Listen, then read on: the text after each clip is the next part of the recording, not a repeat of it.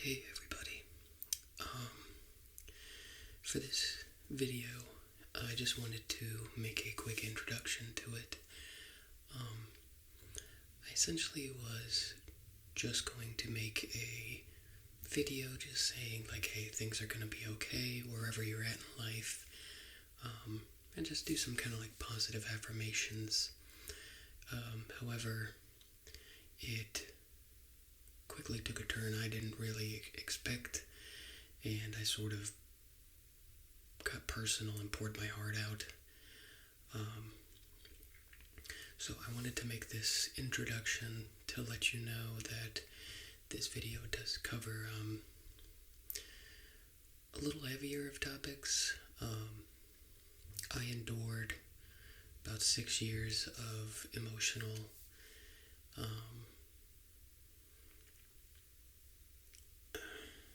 just emotional abuse and definitely some manipulative behavior from my ex-girlfriend. I don't think I ever really verbalized that before, and for whatever reason this video that I was making became the sort of catalyst.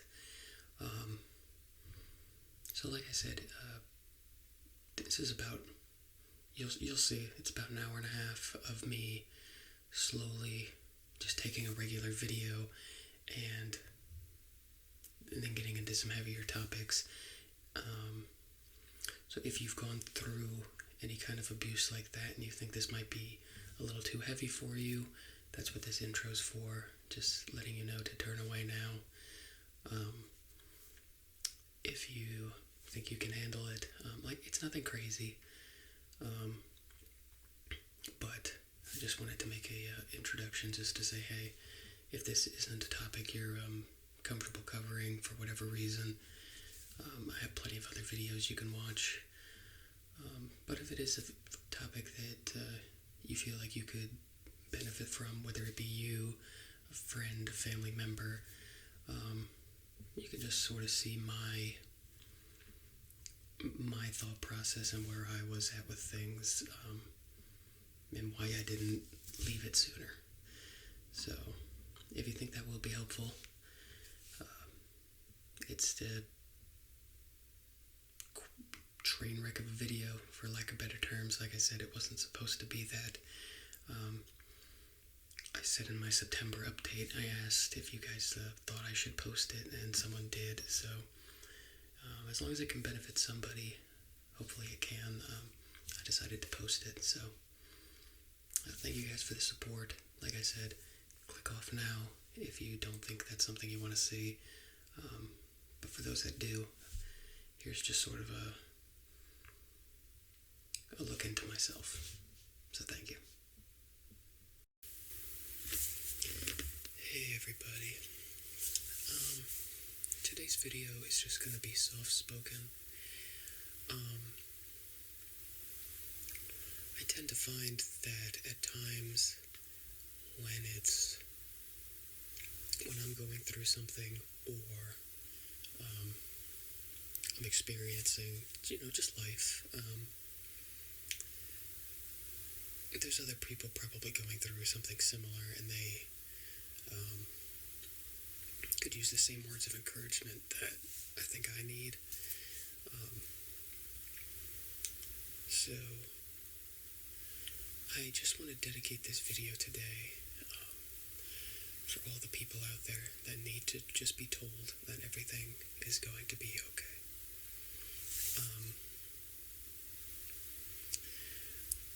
I feel like I'm under a lot of stress.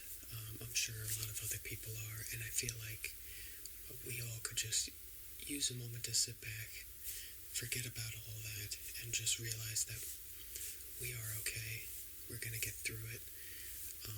Whatever you're facing in life, you'll get through it. And I might be a little more open today than I should be, but like I said, I'm going through some stuff. Nothing crazy, but just to let you know, I'm getting through maybe help you guys get through what you're going through. And just, again, we're all going to be okay at the end of the day. I know it feels like I have these boulders on my shoulders, just weighing me down, and I try every day to just sort of, toss them off and try to get through the day, but sometimes it's all I can think about. It weighs you down.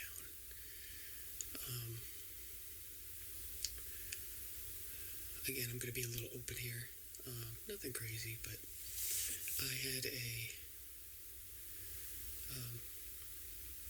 I was in a relationship with a woman for 6 years. She's the only girl I've ever dated. And I think love is blind is an understatement. There's a lot of red flags I overlooked. Had I had seen, like in the first year, I should have left her, and I didn't. And it took me 6 years for me to sort of open up my eyes. The love started dying. I mean, there's only so many times you can be kicked while you're down and love the person that's kicking you. Metaphorically, there was nothing physical, but it was just this emotional barrage, and finally one day I opened up to myself. That sort of veil went over me, and I was able to see that none of this was worth it. What I was going through wasn't normal, and just, again, like I said, love is blind is the pinnacle of my whole relationship. I loved and loved and loved, and just kept getting stabbed in the heart. And I feel like, just one day I finally woke up to it all and said, this isn't worth it anymore. For those of you going through a toxic relationship, any kind of abuse, trust me, I totally understand. With that, the only possible thing, hindsight's 20/20. It just sort of is what it is. I really wish there was a lot of red flags in the first year, but I loved her so much that I overlooked all those. I said, this person's worth loving. Just ignore that. Just throw that on the back burner.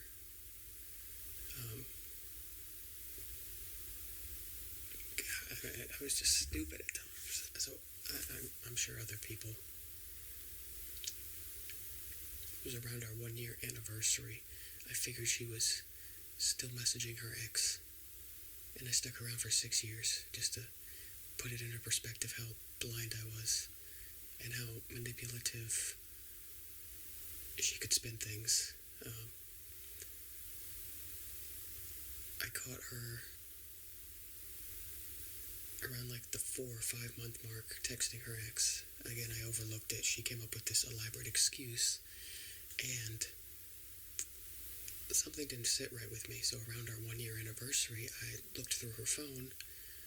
Things weren't adding up, and sure enough, she was texting her ex.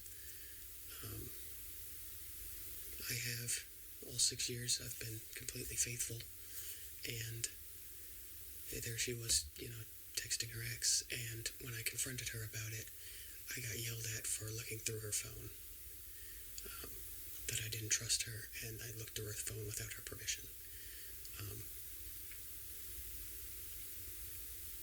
And never addressed the whole texting her ex thing, very inappropriate things, and I won't get too crazy into it, but I feel like that sums up how the next 6 years went. And the problem was, for me, I'm sure other people can relate, was moments where things were great. I mean, there was days where we sat in bed all day, just watched TV shows or movies, and there was no fighting. And I feel like it was days like that in my mind, I was like, okay, this is great, good, this relationship's doing great, it's good. She had a tendency, anytime we got into any kind of fight, she would lock herself in the bathroom for hours, and then would proceed to not talk to me for several days afterwards. So there was no... It's a lot. If you're going through any kind of emotional abuse, toxic relationship, what I wish so desperately I could go back in time, and the very first time I caught her essentially cheating, there was probably physical cheating that I was oblivious to, but I definitely caught her texting other people. Her ex-boyfriend at the time. I wish I could go back and prevent all of it.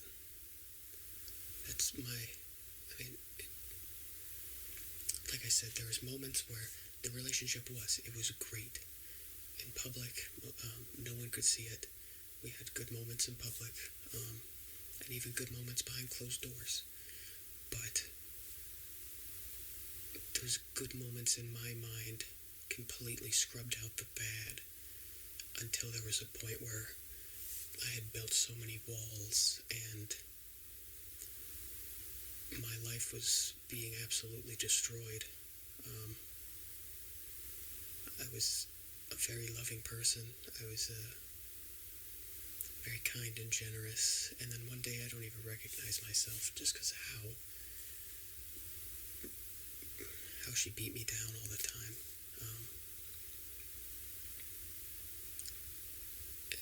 That's my advice. If I personally could go back in time and say to myself, I wouldn't have done any of it. If I truly had the choice. Because now I'm left in a situation where I don't want to get hurt like that ever again. And we've been broken up about a year and a half, almost 2 years now, and I genuinely don't want to date anyone. I don't want to go through that ever again. So I know you might feel like you're trapped. You gotta get out. Yeah, you have to. It was the hardest thing I ever did, was sit there and for me personally, I don't know what your situation may or may not be. For me, I had to wait. She was living with me at the time. We got into a disagreement about her car. It was her car. That ultimately was, she got into a car accident. Someone rear-ended her. And essentially the downfall of it all, it wasn't as simple. And trust me, she beat me down in a way that I wasn't strong enough anymore to leave. I really wasn't. I can understand where you do feel trapped, because I was trapped for a long time.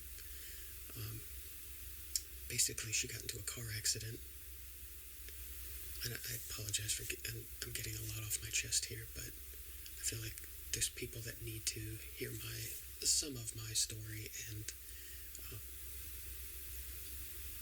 get out of it. Just get out of it.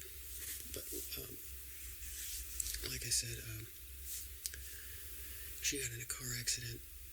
She needed physical therapy for a little bit, but it was about 3 months later. She was perfectly cleared, perfectly fine to go back to work, and didn't.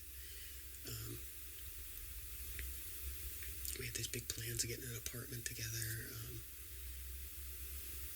and she went almost a whole year without working, and I mean, the car accident was essentially the downfall of it all.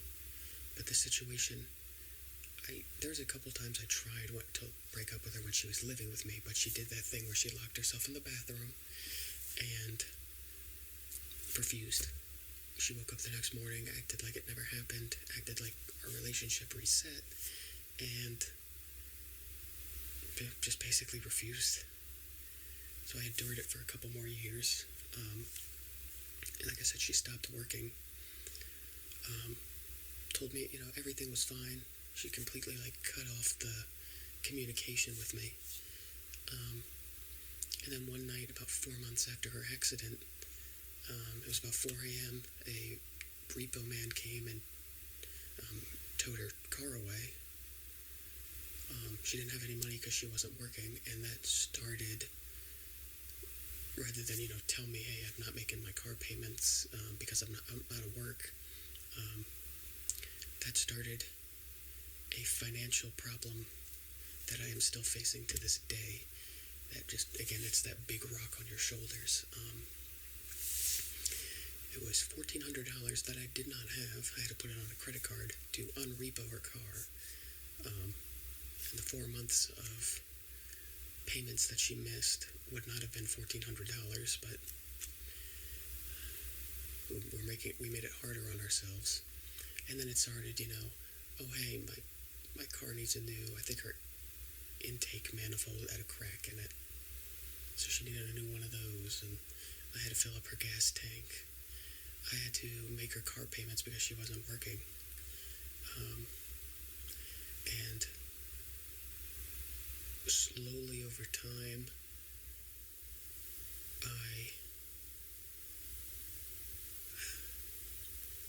this was 2020, I made around, I think it was around $20,000 from the months I did work in 2020, and almost every penny of that went towards her. I have nothing to show for the year of work I did. I essentially paid for her car, and the manipulation was so good that one minute I didn't mind, because again, I loved her. I didn't mind making a car payment or two, but then she was so good at manipulating me that next thing I know, it had been a year, and still to this day, I am in probably a good $10,000 worth of credit card debt from her that I cannot pay off. It's like $300 a month I can pay on it, and they tack on about $200 worth of interest. I'll never pay that thing off.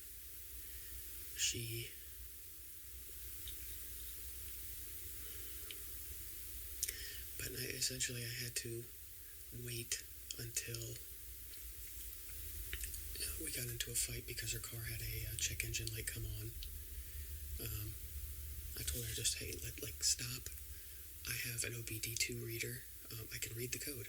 I can tell you what's wrong with it. If it's something simple, I know basic mechanic. Trust me, I'm no mechanic by any means, but I know some basic stuff. And rather than just stop, there's a check engine light on your car. That could be something serious. So if you want to go drive it down the road and your car blows up, why risk it? Was my thing. Let's stop. Let's figure out what's wrong with it. And if it is something simple, then sure, drive it to a mechanic, whatever. I could fix it. You could drive it to someone and fix it, whatever. But if it's something catastrophic, probably shouldn't drive it. She didn't like that. She hopped in her car and drove all the way to 20 minutes to the nearest AutoZone for a OBD2 read that I had. Thank God the car didn't have any issues that were major. This was that cracked intake manifold. I guess it's common with her car. Um, and then we drove home just to tell me. So we drove about 40 minutes just to tell me, hey, this is the code. And the guy didn't do it, like, he just did it, quick diagnostics, gave her the code and sent her. He didn't actually, like, look at it. So we just drove 40 minutes for a code that I could have read. And again, we didn't know if it was something catastrophic or not. Because if it was catastrophic, the engine blew up, guess who would have paid for a new motor? So she's not paying for the motor, so she doesn't care. But I would have had to have paid for a new motor if it blew up. So she didn't like my opinion there, to just stop and sort of like, hey, let's figure it out. She wanted to go. So she moved out because of that. And that sort of created an opening that now she's no longer living with me. I could, I think finally being by myself, because I'd lived with her for the past 5 years at that point. I think finally being by myself, I realized I lost so much of myself in the process. I mean, you can see it in the videos. I like video games. I like guns. I like Pokemon. Pretty much all things Pokemon. I like Legos. There's a couple Lego sets over there. I have the Death Star. And I had to hide all that. She knew I liked that stuff, and I had to hide myself away because I knew I was going to get hurt. I knew in high school, like, there's nights where I'd stay up and play Minecraft for 4 or 5 hours or whatever. And I remember Black Ops 3 was I've played plenty of Call of Duties, but Black Ops 3 was the first one that I would spend,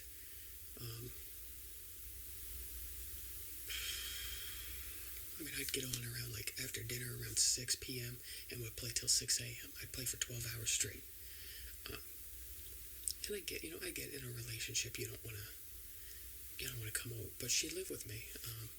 So I could no longer, 24/7, I could no longer do anything like that. If she was bored, I had to be bored. I couldn't be happy playing video games if she wanted to just watch TV. I had to go out and buy her own TV, so she could watch things on it. And even then, if she's watching TV, I had to watch TV a lot of the times.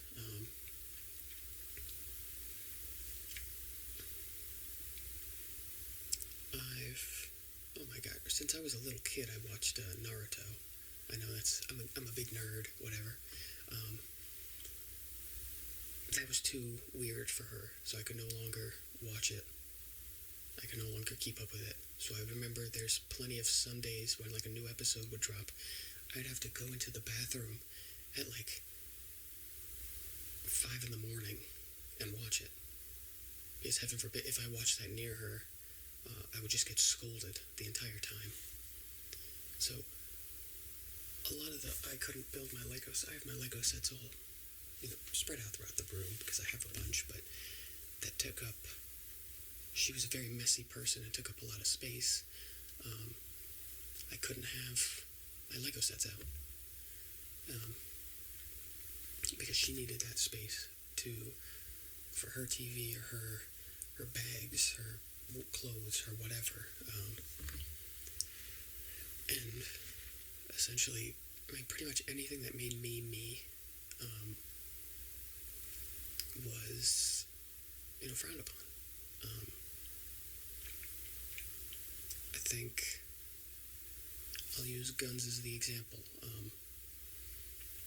Anytime I wanted to buy one, and again, before her car accident, I was a very financially stable person. I was very smart with my money. I even had a bunch invested. I had to pull all that to help fund her. Um,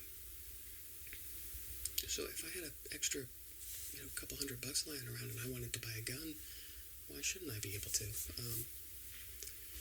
So I would buy even a simple $200. There was a day the M&P Shield was on sale because they were rolling out the second one.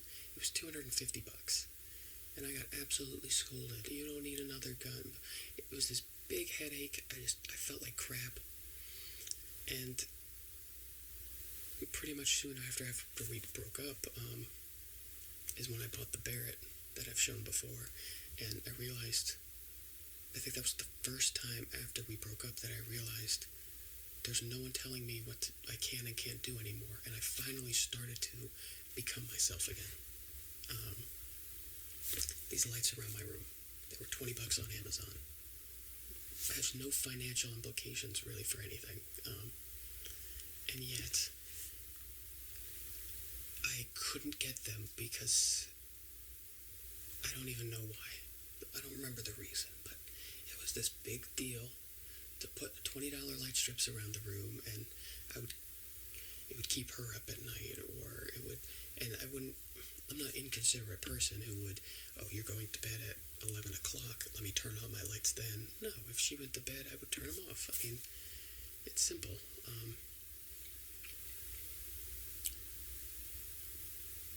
I genuinely don't remember what the problem with the lights was, but I couldn't get them. This was my room, my lights, and I couldn't get them.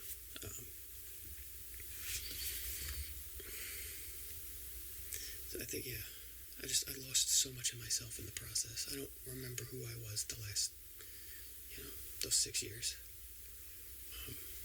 Finally, she moved out, and that sort of gave me a little bit of leverage to see myself again. I hadn't seen I had experienced myself, the things I love, in about 6 years, really. And to have the freedom to see myself like I was back in high school, like my junior, senior year,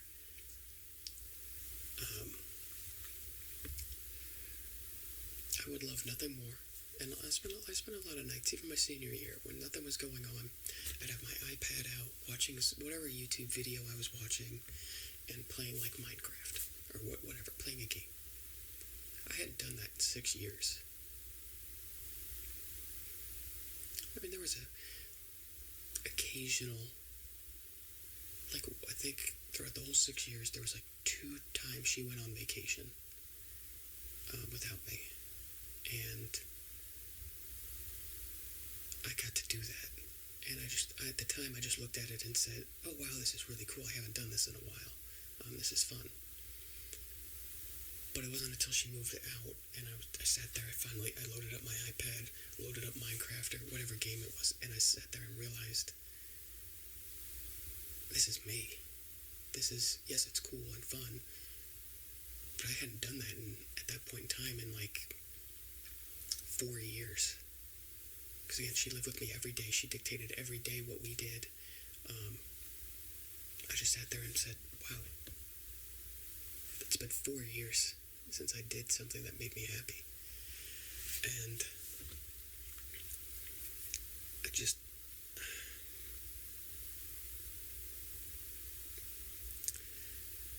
it's a lot. It's a lot. So I finally started seeing myself again, and I started realizing what she had taken from me over the last 6 years of our relationship. And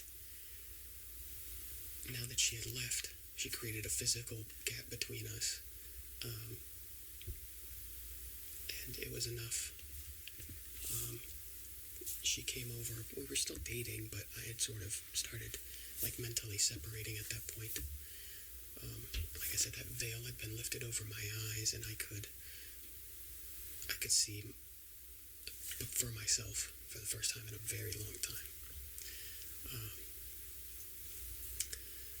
She came over one night. Excuse me, my legs. And it was a rare occasion during those 6 years that I got to play like a video game with my friends. Pretty much she isolated me from all of them. Um, any high school friend I had, um, I was in Boy Scouts, and I did a junior ROTC in high school. I had a lot of friends, and she slowly manipulated me and said things to other people behind my back. There's so many rumors out there to this day about me that I don't know. And there's people that will probably never talk to me again because of rumors she made up about me. So that I was down left to one friend. And he's the only one that, like, she kind of approved of. He was my best friend. But he was the only one that sort of, like, wouldn't let go. He's like, no, I mean, I see what she's trying to do now. And so I had no friends, really. I had one.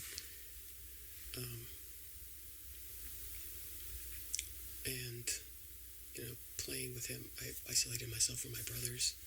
So just playing games with my friends was just, it never happened anymore because I didn't have any. But that night, she said she was coming over for a week to try to, you know, work on some stuff or whatever. I don't remember. But that night I already said I was playing Minecraft with my friends. I think it was my brother and one of his friends. She didn't like that. But at that point I stopped caring what she wanted. I'm going to do things for myself now. So I think she saw me kind of fighting back, and she didn't like that. I think by her leaving, she realized that she relinquished control of me. So I was playing, and it was the stupidest thing. It was, I was making, at the time, a big map room in Minecraft. So you could take, if you actually went to that square, you could make a map, and then you could put all these maps next to each other, and it would make a really big map. And I had a big, I think it was like a 50 by 50 map. It was huge. Many hours into it. But I had like a section of it missing that I was working on. And she was absolutely grilling me. And this is the thing I'm talking about. I couldn't play anything or do anything without her grilling me or, you know, like not asking me why in like a creative, fun, like, hey, why are you doing that? It was like this, well, why? And she made a comment about my OCD for it being a perfect 50 by 50. She's like, well, why? Just leave it as it is. Or just some nasty comment about it. And I just, at that point, I was just sort of like, why does a map I'm making in a video game matter to you? So much that it's getting you heated, you're yelling at me. But the actual final straw at that point, I finally started to build some courage up since I was by myself. And she knows me and I forget what it was. I think it was just because it was OCD. My dad's OCD, that's where I got it from. I'm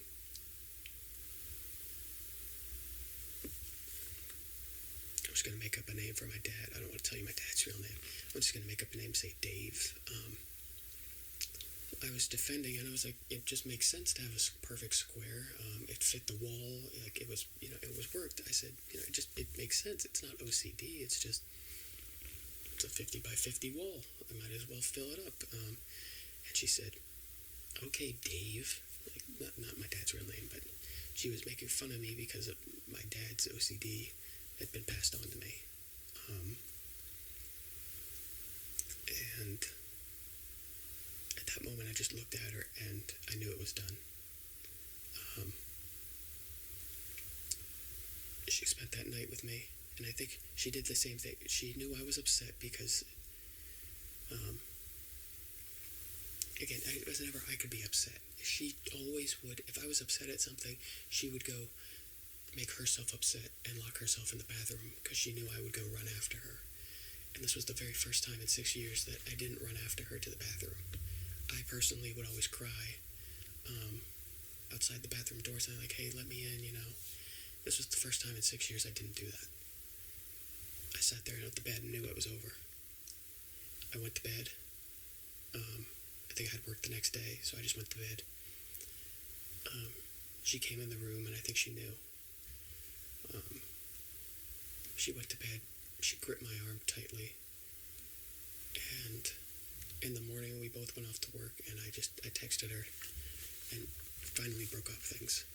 And it was hard. Again, it wasn't as simple, because I've tried before to just break up with her.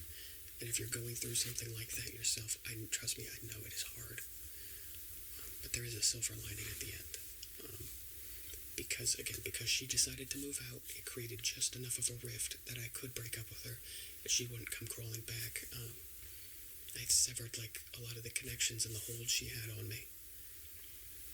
And finally, we were through, and I started being myself again for the first time in 6 whole years. I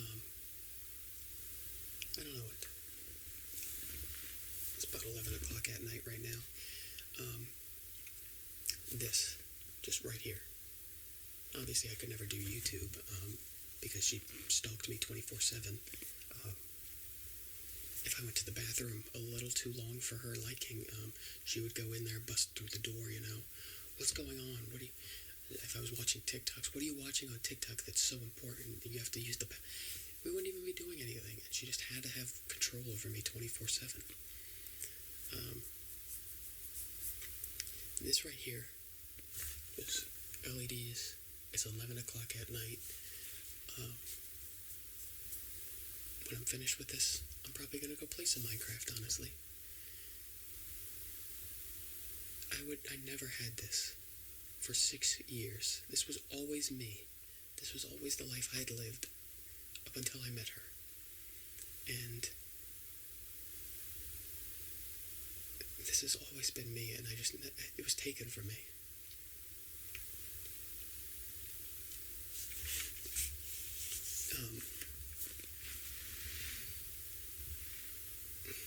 Even now I struggle to,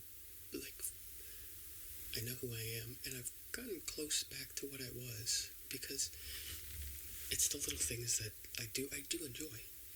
I could sit here at 11 o'clock at night right now, with my LED lights on, blue, and just sit here and do nothing. Just relax in the silence, just unwind. And me personally, I'm happy with that. I actually get enjoyment out of that. Just relaxing. And it's so simple. There's no one yelling. There's no one, well, why do you want to sit there? Why do you want to sit in silence? Are you mad? It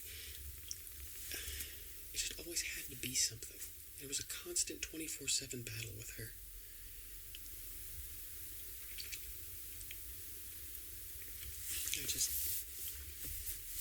I drive an '04 Mustang, and I was constantly paying for her 2018 car. Not that there's anything wrong with my car, but I could have been putting the $10,000 or so I put into her car alone. This is not just including, that's car payments and everything. I had to pay for, everything. I could have had a new car at that point.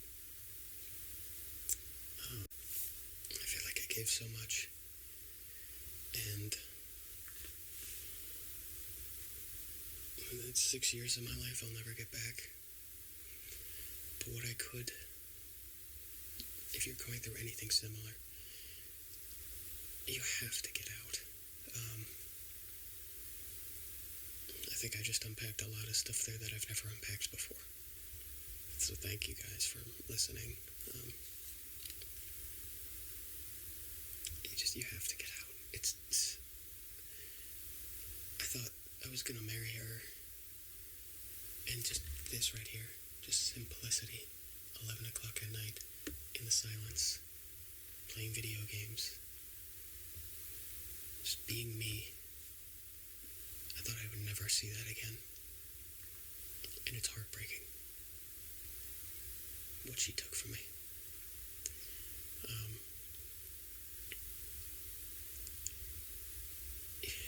If you're going through anything similar, I know you might feel like financially emotionally, whatever, that it's going to be harder on the other side. But finally being in control of like my finances again, not having someone else just absolutely drain it and never pay me back. Still to this day, she's never paid me any of it back, and I'll never see any of that money. Like I said, I still have my only credit card, $10,000 maxed out. That I don't know if I'll ever be able to pay back, but it sits on me, and every single day it crushes me. Just knowing that, yes, I have these freedoms, but there's still this boulder on my shoulders from what she left that I can't get rid of.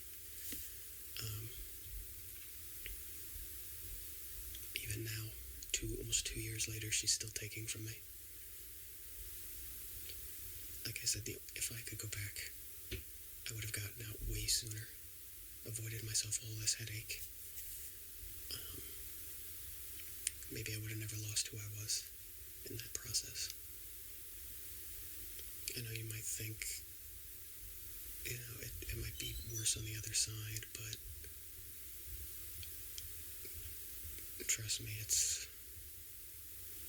least for me, it is so much greener on the other side.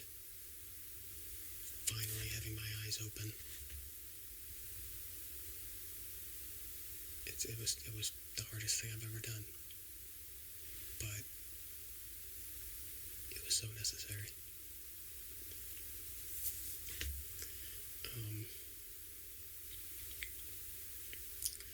I feel like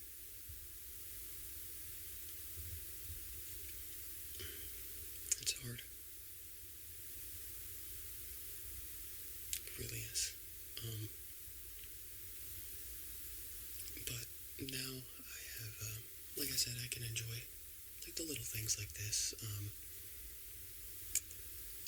I started making YouTube videos. I've always wanted to do that, and when would I ever have the time to sit down for even 30 minutes and make a video? I would never have time for that.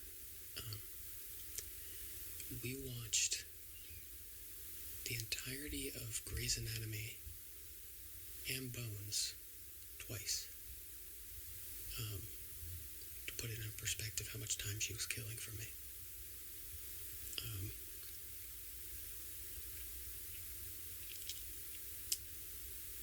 Just because there was nothing better on.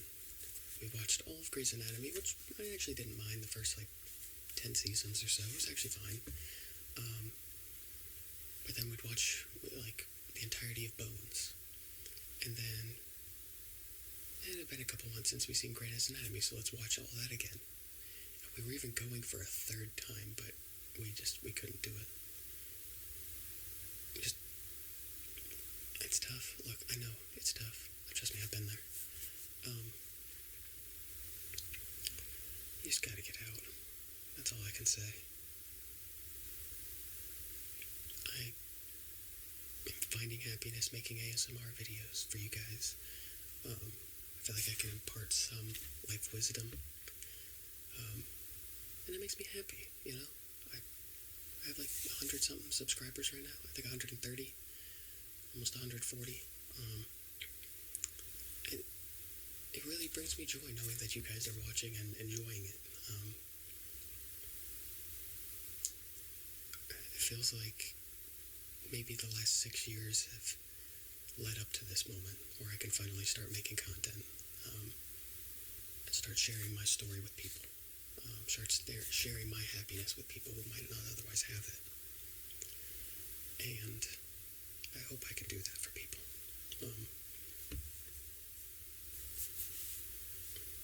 I apologize if this video got way too heavy. To be honest, I only dived into a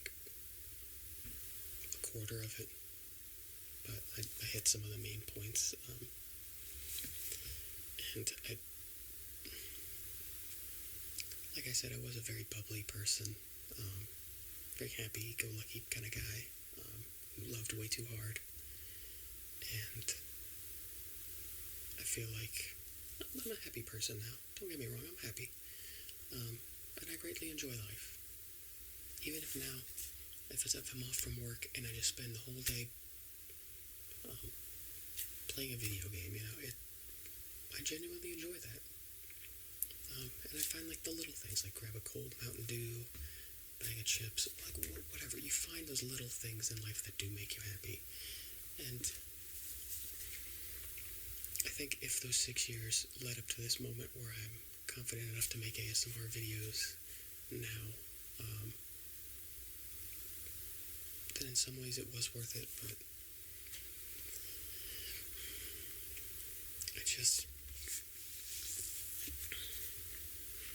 I don't know.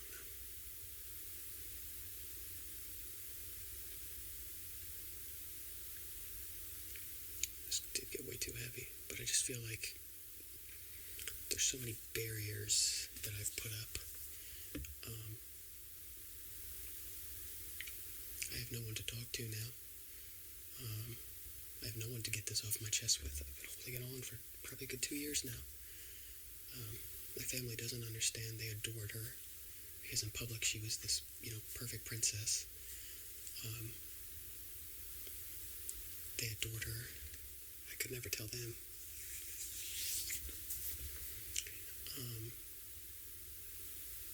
So I guess you guys are the first people I can really tell. And so it was nice getting off my chest. I really hope this wasn't too rambly for you guys. I'm hoping someone can listen to this and use it for their own betterment. They can sit there and say, either I went through worse or you're going through worse, but it's enough to get you to sort of step back and say, hey, this isn't normal, or I'm not myself anymore around this person, or I was, before this by myself, I was better. I was better off than I am now, and it just gets you to think about it for yourself, and you maybe realize that it's just, the grass is greener on the other side, trust me.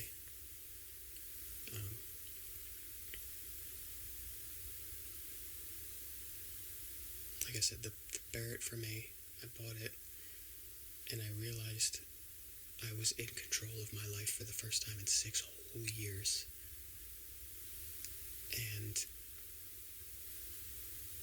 it felt incredible.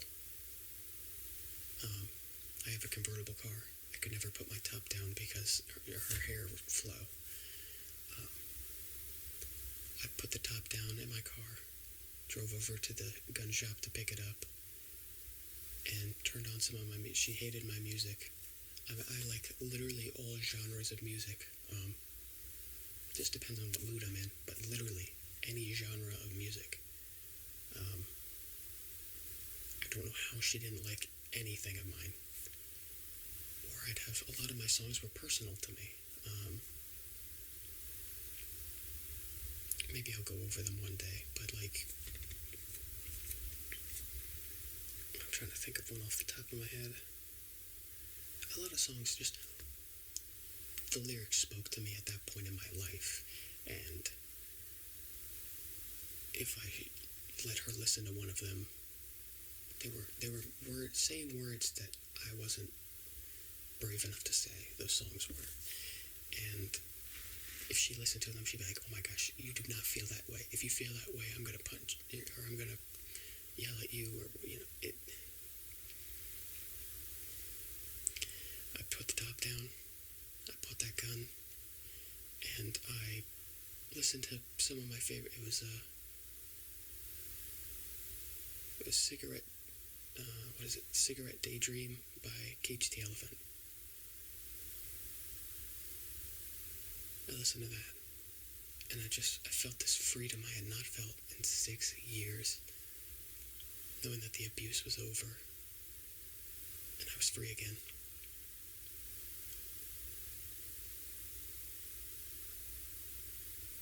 And again, there's parts of me that even now miss it, just having a person there, but the person that was there was toxic and evil, and I think she liked the idea of me having someone there that was paying her bills, and that was her support crutch. But she didn't love me. She liked the idea of me.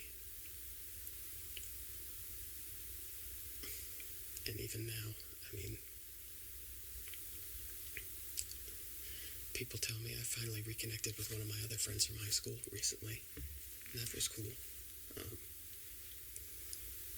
But even now, people are like, oh, well, again, it's been about 2 years now, and people are like, oh, when are you going to start dating again?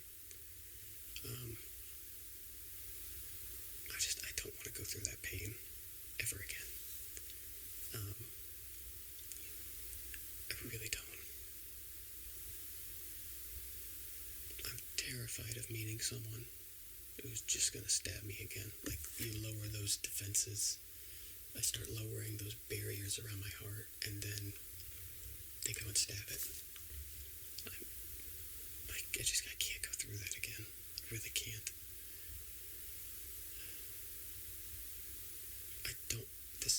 I'm a very simple person. And again, I'm not saying that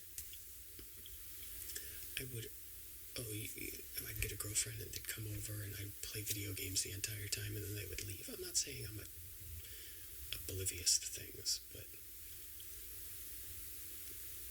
there's things we can mutually do, and there's, you don't even have to like the things I like, but to just,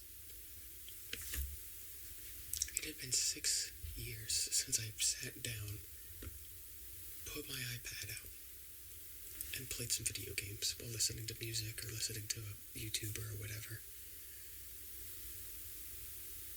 And it just baffles me that I put up with that for so long.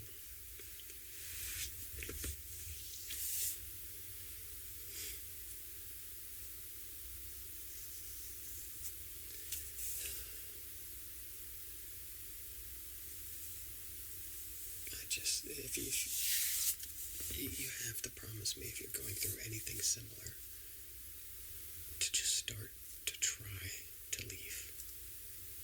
I'm serious. My life is, it is so much greener now.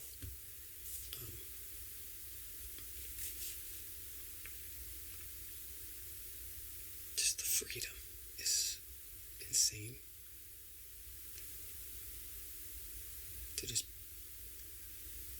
I never cheated on her once.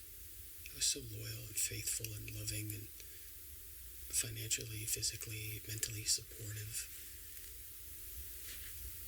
And to just be tossed like that was something else.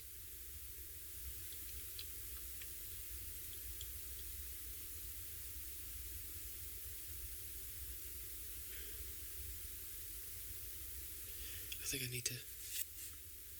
think I'll probably stop there. I'm getting way too, like I said, she took everyone from me. So I really don't have anyone to talk to.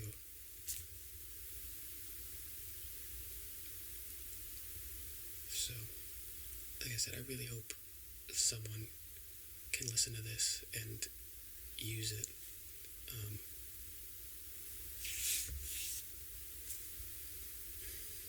Like I said, there's things I wish I did sooner, but at the end of the day, I think everything will be okay. There's things you might have to do to get to that point. And like I said, even I'm in so much financial debt from her. I think that, I'm a lot better than I was, but there's times where even I have to tell myself everything will be okay. And I think that's what spawned me to make this video in the first place was, I was sitting there man, how am I going to pay this stuff up? I have student loans, I have all this credit card debt.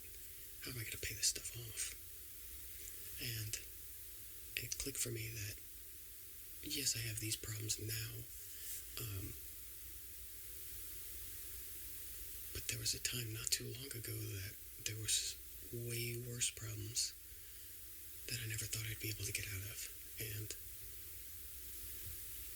my life is 1,000 times better. It's still not perfect by any means, trust me, but life is 1,000 times better.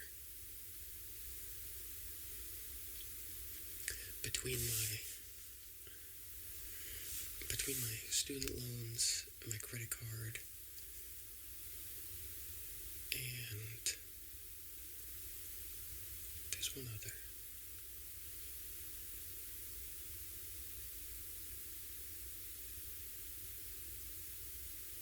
I don't remember what the third one is, but I'm in like about $40,000 worth of debt in total. That's student loans and everything.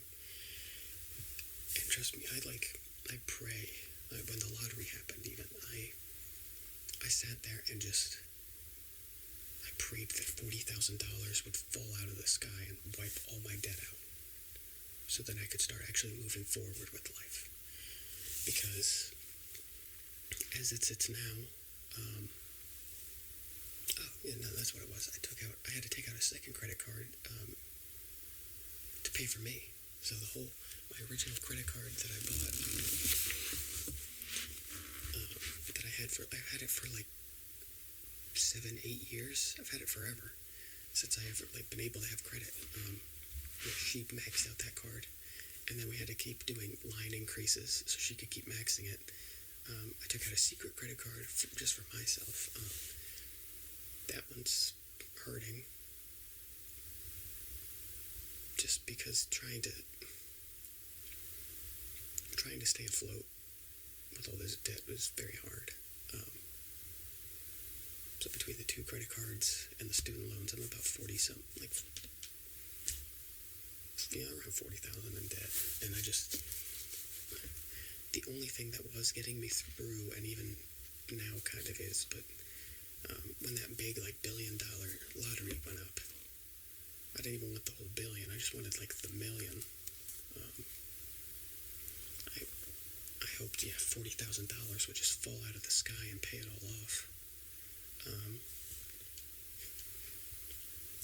I made an Etsy shop, and I made a T-shirt that said I paid off someone's student loan, and it was 40. It was the exact amount of money I needed, and the lottery, that was what got me through. Was thinking, this burden's gonna be off me, because as it sits now, even food, even a food I want, I love orange slices, they're my favorite. I was craving cake the other day, just a birthday cake, I don't know why, just wanted a cake. But those are things I can't afford, because my monthly payments are $700 on all that. And almost all my income that I make goes towards those. So I can't buy anything for myself. All my money is going really towards these loans. Any kind of new car part that I want. I desperately need a new paint job on my car. It's starting to flake really bad. Car. Pokemon. There's new Pokemon cards that come out. There's new guns that come out. I haven't built a Lego set in a long time. There's video games that come out. There's so many things that I want to buy for myself and enjoy life with, but I can't, because almost every penny that's coming in is going towards paying off these loans now.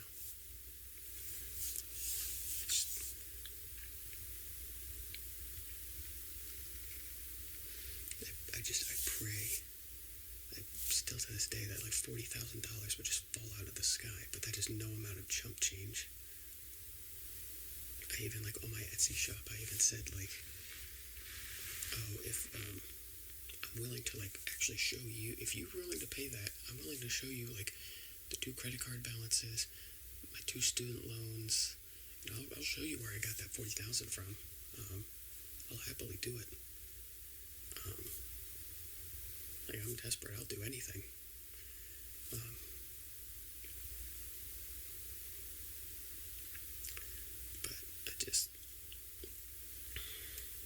look, if you're in the situation of a toxic relationship, abusive partner, financially screwed because of them, or just financially screwed anyway,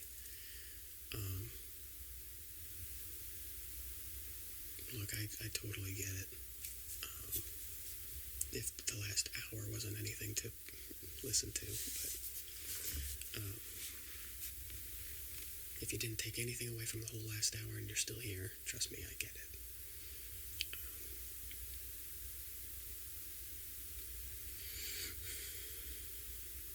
God, alright, I need to end it. This is way too emotional for me. Like I said, it's a lot. It really is. And like I said, I cracked about a quarter of that surface onto just everything. So I apologize for this video having a much darker tone than normal. Talking about abuse and just everything. But I felt like I needed to get it off my chest, and I'm sure there's someone out there that could listen to this and take something away from it that's positive.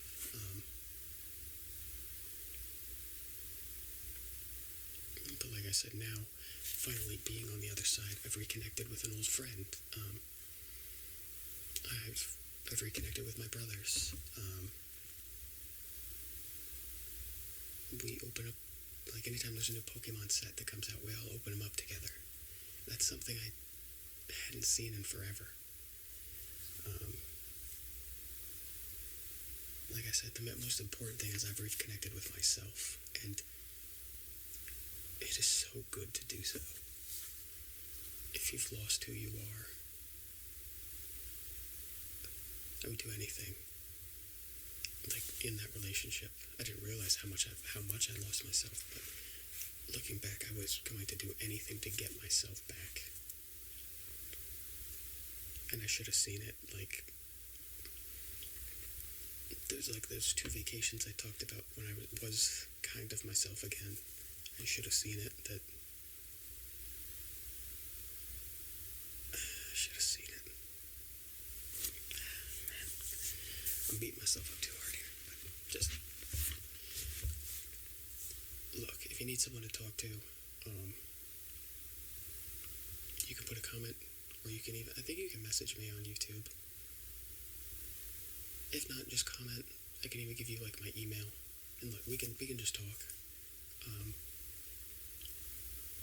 If you're having something going on and you might need help with, I'm more than happy to give my 2 cents, let you know what I did.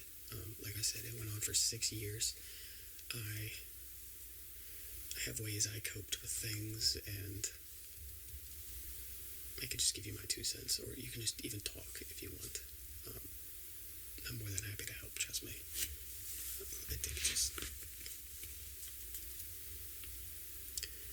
I wish there was someone I could have talked to that would have kind of helped show some light on things, but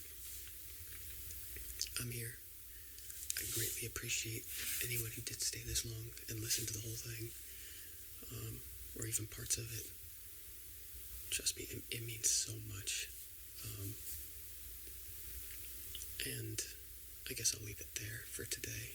Just be happy and just know that it will get better. Trust me. Even now, like I said, there's still a rock on me, but it pales in comparison to the boulder that was crushing me at the time.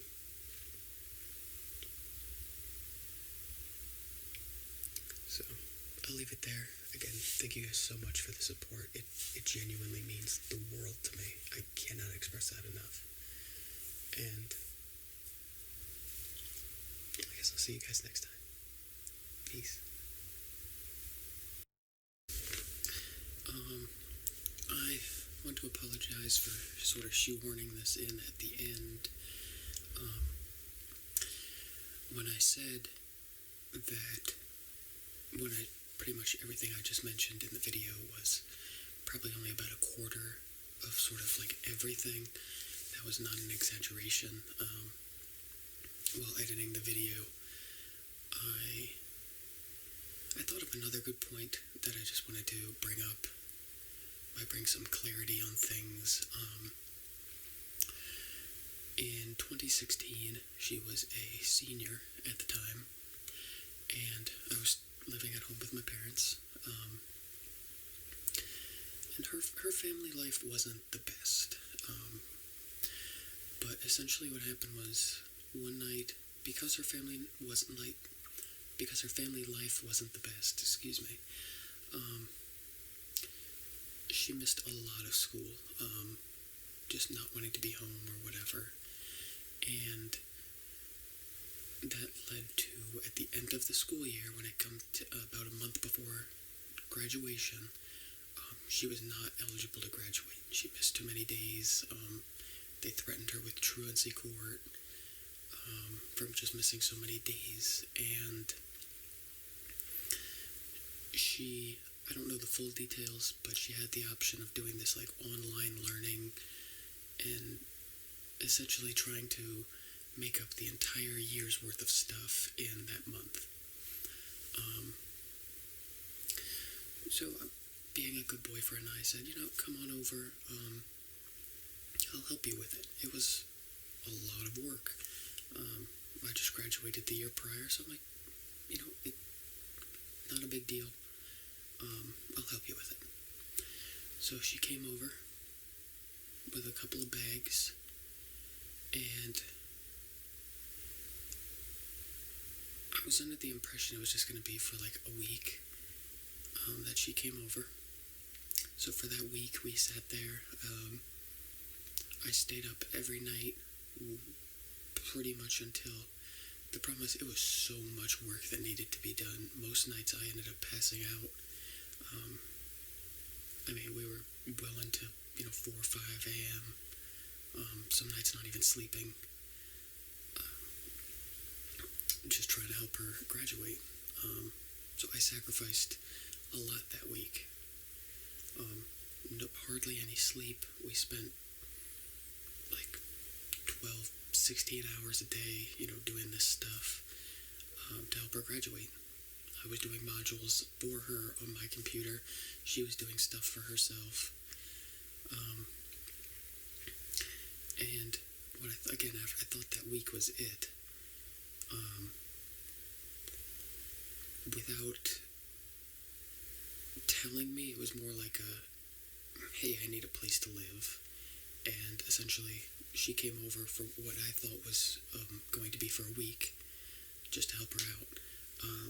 Ended up becoming 6 years of living together. Well, we'd been together about a year at this point, so 5 years of living together that I never really signed up for. And again, I didn't mind. We were about a year together at that point,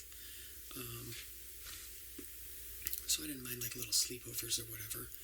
But it had been what I was under the impression for was just a quick week. She ended up not leaving, and without really consulting my parents, me, it essentially became 5 years of living with her until she decided to move out because of her car 5 years later. So I was, exhausted from helping her on her schoolwork, and I thought it was only going to be a week, but it turned out to be, we did that for probably a good 3 weeks. Like 2-3 weeks of doing that, just spending all night and all day, like helping her catch up on all this material. And she still had some school to do, so she was going into school during the day, and I was giving up my day to, while she was, taking tests or whatever in class to try to catch up, I was at home on her computer doing her modules, trying to help her catch up. And then she had just she never really asked.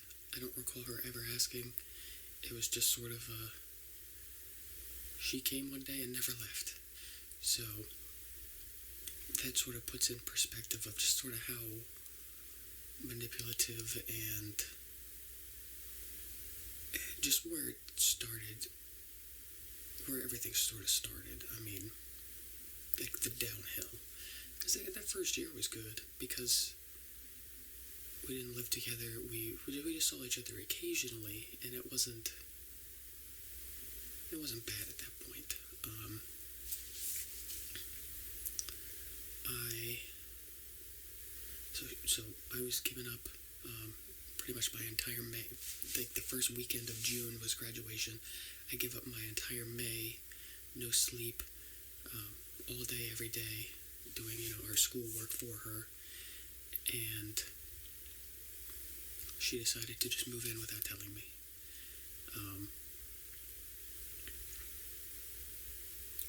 Again, just no consulting, no anything. So I gave a lot that May to help her out, and being a good boyfriend, I was fine with that. So graduation came. I showed up for her. Cheered her on. Again, we had been together for a full year at this point. We're now over a year. Our anniversary was May 24th, and this was the first week of June, so we're now over a year by now. We talked about it the day before. She was planning on, my brother also graduated, so we were having like a little party at the house, just, people showing up. We had food or whatever. It was nothing serious, just, hey, show up if you want to. She said she was going to, one of her friends from out of state came, so she said, this was beforehand. She said she was going to go to her party and be home for dinner, and then hang out with me, the person who sacrificed the entire last month of my life to help her graduate. If I was not there, giving up my time, the days, the weeks, the hours, if I didn't give that up for her, she would not have graduated. She would have been doing summer school. She would not have been there that day graduating if it wasn't for me and my help that I gave her. And then what does she do? I see her for 5 seconds. I don't even know if we got a picture together. She just said hi real quick. And I didn't see her for the entire day. Actually, the entire week, I believe.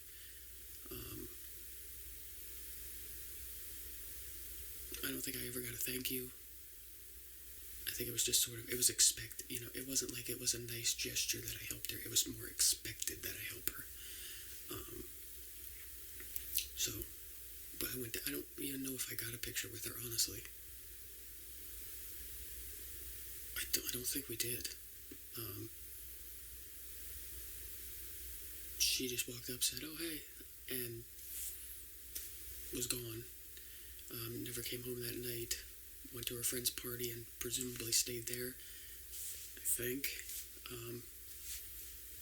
It was either the whole weekend or a whole week. I don't remember, but it was just sort of this, I think that just sort of, again, these are things looking back. Someone who was willing to give a full week, it was full like 2 or 3 weeks of their life to help you graduate.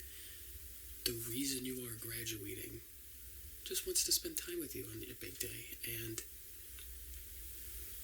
completely blew me off. Showed up back at my house like a week later, and just, I had fun at my friend's house, and then just, resumed our lives. I still don't think I ever heard a thank you for helping her. Like I said, it was just expected. So I think, looking back, that was the moment. Again, she's like sort of shoehorned her way into my life by living with me without asking, and I just sort of had to be okay with it, where else and again, still to this day, I don't know if anything she told me was a lie or a truth. I can just have to assume it's the truth, but a lot of things I don't. Look, I'm an idiot. Like I said, I was blinded by love.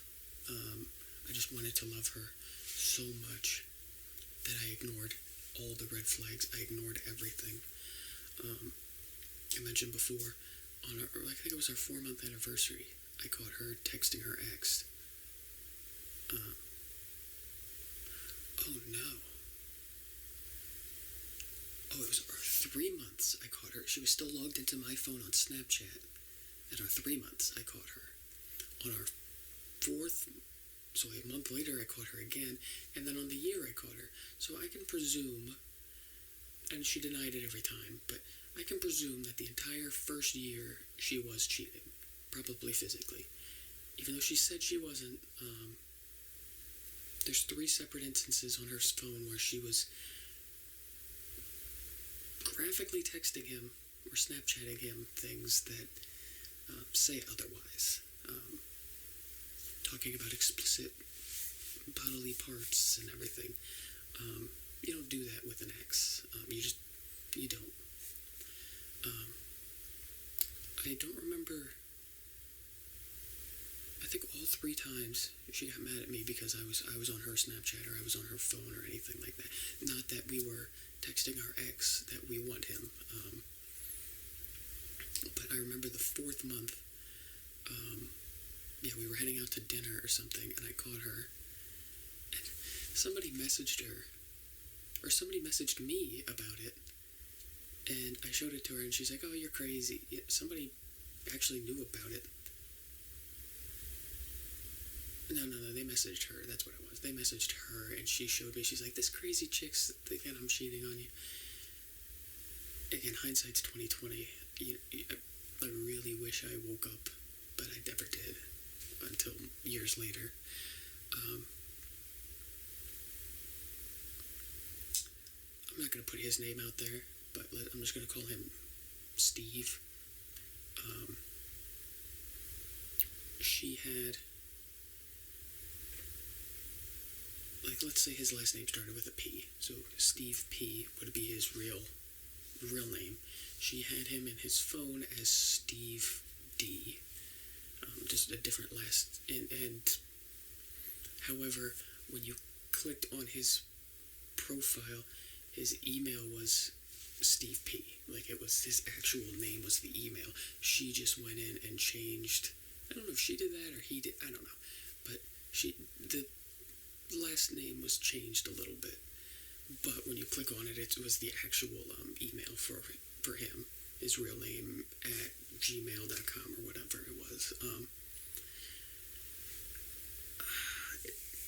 It infuriates me looking back. So but her defense made no sense because, again, we're there's only one person with this name out there. It's a unique name, and we're texting, we're Snapchatting him things we shouldn't be Snapchatting anyone but your boyfriend, and she spun it like, again, like Steve P's the real guy. She's like, oh, well, Steve D is a guy from class. I'm just messaging him about, some school stuff. And again, I was so blinded by love. Like, oh my gosh, it was our 4-month anniversary. She's my first love. That I ignored all of it to have a good night. And it's baffling that I didn't see those signs, or the ones I did, I just ignored.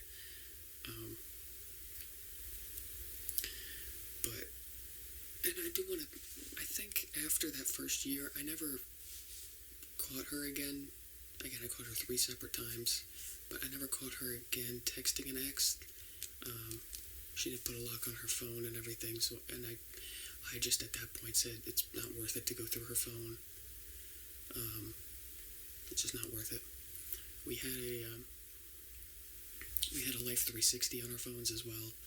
It was nice, like if I was at work or she was at work late, she worked the 3 to 11 shift at a local hospital, so 11 o'clock you're coming home. It was nice. We were both in agreement. It was nice for safety reasons. And she always had it on, except when she went out. She'd say, "Oh, I'm going out with a girlfriend" or something. It would always turn off magically at that point. So there's just so many signs. I wish it baffles me. It baffles me how stupid I was and just how blind I was. But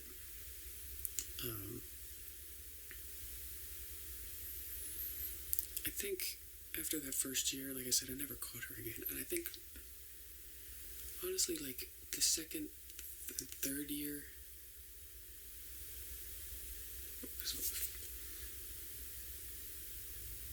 like the second and third year was actually really good. I think she's, I don't know if she realized, hey, I'm going to be with this guy, I might as well like him, or I might as well treat him somewhat okay. But after that third year, it just went downhill. We had a plan. We both did it. I was working at a hospital as a food service associate. I got great stories from that, by the way. It was all right. From I think it was like 7 to 3ish as a food service associate, and then I would drive an hour up north to take CNA classes. So and that was from like 3 to 11. And our teacher had the understanding that we were an hour south, so we wouldn't be getting there till 4, and she didn't have a problem with that. But we were going like 16 hours every day, and we had this great plan in place, and I think had we had stuck to that plan, we probably would be married to this day. We grinded it out. We did. We got our CNAs together. I started working at a local hospital, and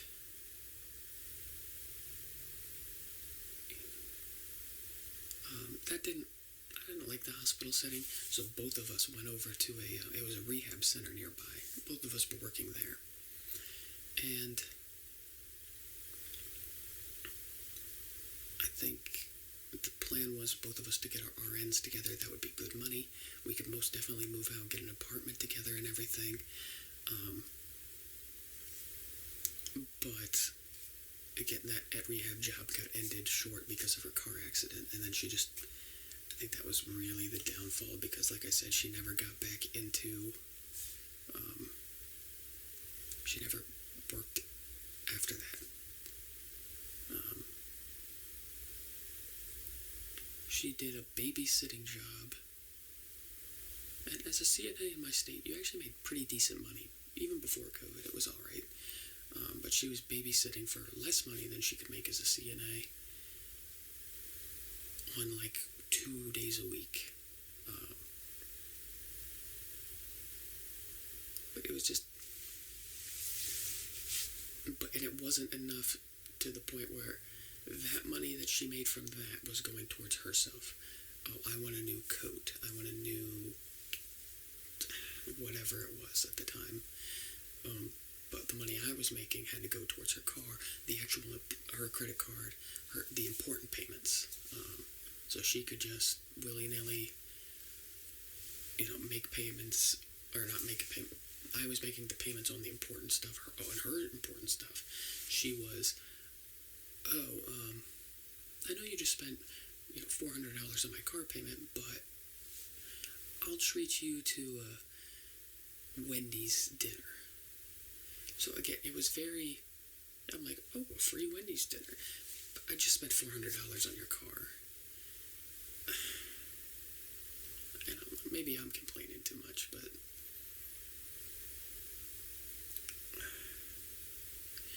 there was just, I thought that by letting you know how she, without telling me, just moved in and started living with me.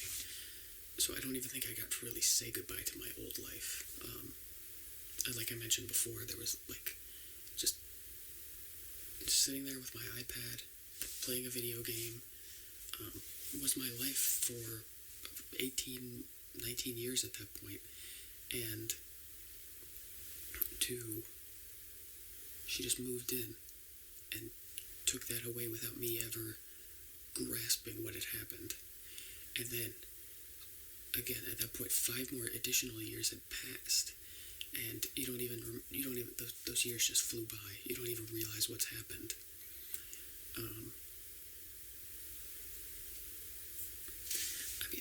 ASMR. I've always watched ASMR. I've watched it since 2014. Actually, I really watched it a lot in 2014. I might have even discovered it in 2013. Off the top of my head, I don't know, but I definitely watched it like a lot in 2014. That's like the first year I definitely remember watching. So I've always watched ASMR. Around her, I couldn't. And as crazy as that sounds, I explained to her, she was having trouble sleeping. I explained to her hey, ASMR really works for me. Maybe you could try it. And it just sort of came down to, it doesn't matter what I was watching as a YouTube video.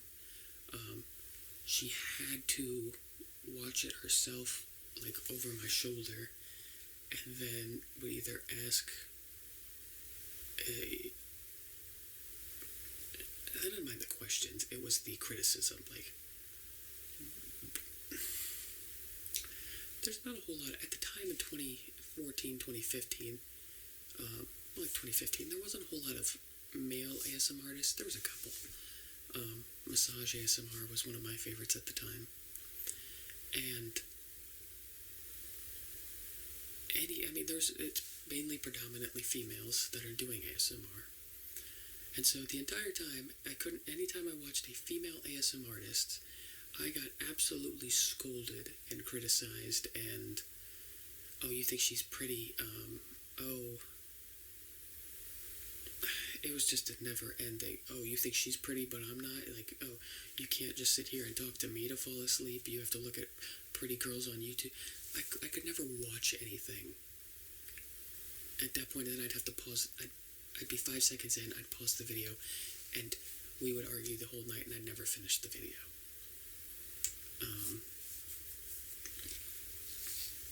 So essentially what ended up happening was, I would wait for her to fall asleep. I would very quietly reach for the iPad at the bottom of my bed and some headphones, and I would dim the light as dark as I could and watch an ASMR video to go to bed. Because I knew it just wasn't worth that fight. And again, looking back to you or whatever, like you guys, or even myself now, I can see how absolutely crazy that was. That I can't even watch a YouTube video without a fight happening, without criticism, without being looked down upon. But at the time, it's crazy. It really is. Just being blinded by love. I didn't want to make this edition too much longer, but I guess I did. Like I said, I just wanted to let you know how she shoehorned herself into my life without me knowing, and ultimately led to everything. Do I think in some ways, if she never moved in,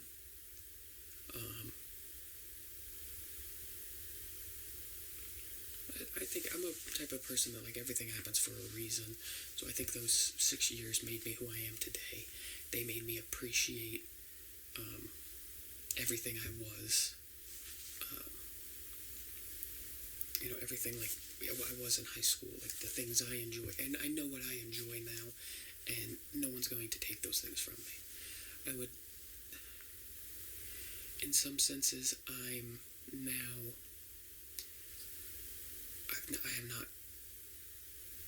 haven't been on any dating websites. I haven't talked to a woman in a way that would show interest. In some ways, again, like I've said, I don't want to experience that ever again. I'm terrified of experiencing that again. But in other ways, I would love to find someone who doesn't take anything from me, understands that this is me, and whether she does or doesn't understand, like, or whether she does or doesn't like those things, she can at least say, oh, you do like those things, therefore I'm not gonna take that from you. I'm not going to stop you from liking those things.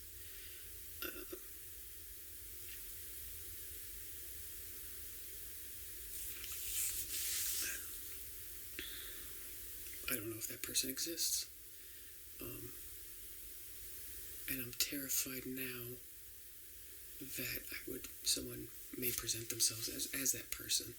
You know, oh, I've seen your videos or whatever, or I tell them, you know, I'm into video games, I'm into Legos, I'm into Pokemon, I'm into guns, and they're like, oh yeah, that's great, so am I, and then they turn out to just to not be that person, to not to sort of stab me in the back later on and just use me like she used me.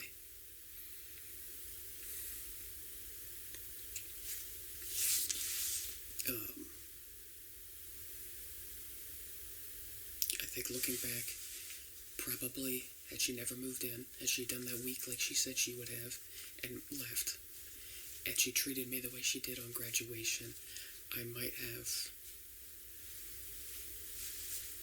wised up to things a lot sooner and probably would have broken up with her around the year mark, like I wish I did. I feel as if her just forcing herself to live with me, it really cascaded things, and made things sort of what they became. I really do think I probably would have wised up to things a lot sooner. And like I said, I think around we started dating in 2015 and we broke up in 2021. Yeah, it was about 6 years, or it was 6 years. I think we were a month under 6 years, technically. I think I broke up with her like a month before our 6 years. But I think, because I did. The problem was, I think it was around 2017, I did try to break up with her. And the problem was, she had nowhere to go at that point. I'm still living with my parents, and now she's living with my parents, and there's nowhere for her to go. I tried breaking up with her. She ran off to the closet, to the bathroom like she normally did, but there's nowhere for her to go. So she just comes right back in, apologizes, and what am I going to do about it? Alright, so I realized this was supposed to be a quick edition, and I'm now going on for about 30 minutes, so I decided to cut it there. Like I said, I just wanted to, I remembered the graduation story, and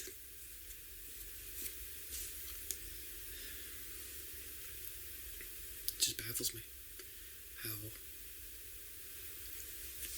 you might look at someone else's situation that you know, and you might say, why are they with that person? He beats them, the partner beats them, they constantly physically, emotionally abuse them, they're toxic. Why would they still want to be with that person? And I'm hoping that I kind of shed some light on that. Like I said, I was just, for the longest time, I was so blind by love. I loved that person, and they could do anything to me, and I still loved them. Yeah, I just overlooked that, Oh, well, yes, she's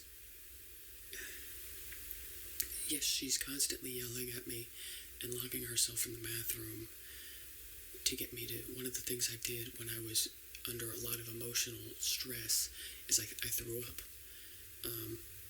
For the longest time, anytime my emotions was really high, I would throw up. So she would purposely lock herself in the bathroom because she knew that I would throw up. And in doing so,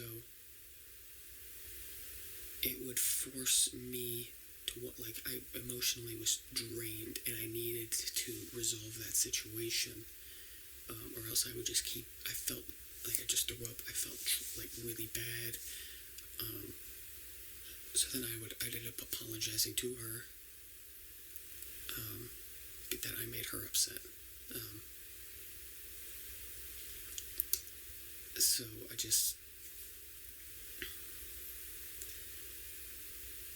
I understand, and it might be really hard for, if you're going through it, or if you know someone who's going through it. Again, they might just, oh, he's hitting me. But our lunch date today was really good. I had a great time for that. So if he hits me now, it's perfectly fine. The good outweighs the bad, and at the time I thought that,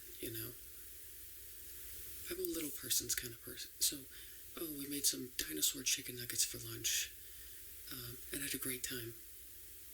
I had a great lunch conversation or whatever. But then an hour later, you made me throw all that up. But we had a good lunch conversation, so, you take the good and you think it outweighs the bad, and then in reality, there's so much bad that, piles up over the years that, again, it destroys who you are. So in my opinion, it's tough, it's hard. Again, you might look at it where he's really nice to the kids, but he abuses me. I don't have the answers. I really don't.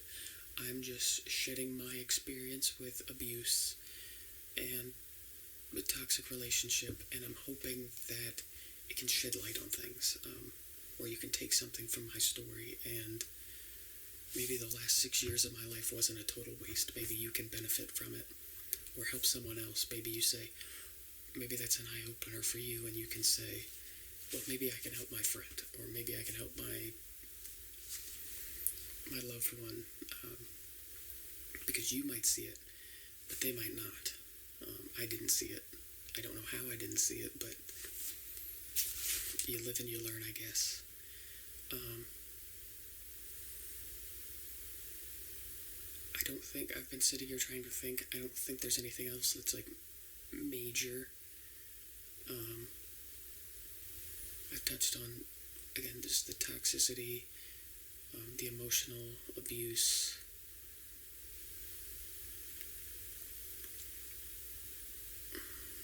gaslighting. I mean, there's a lot of it. I've touched on, I think, everything, all the major moments.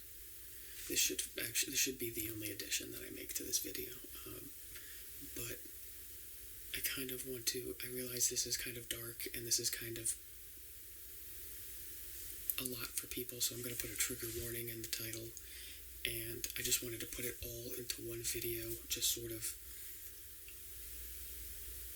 this video can be sort of it, and I'm not going to really touch on it in the future, unless someone wants more clarity than I can provide in like a message or something. But other than that, I wanted to put it all into one apparently very large video and just sort of be done with it and try to move on with my life.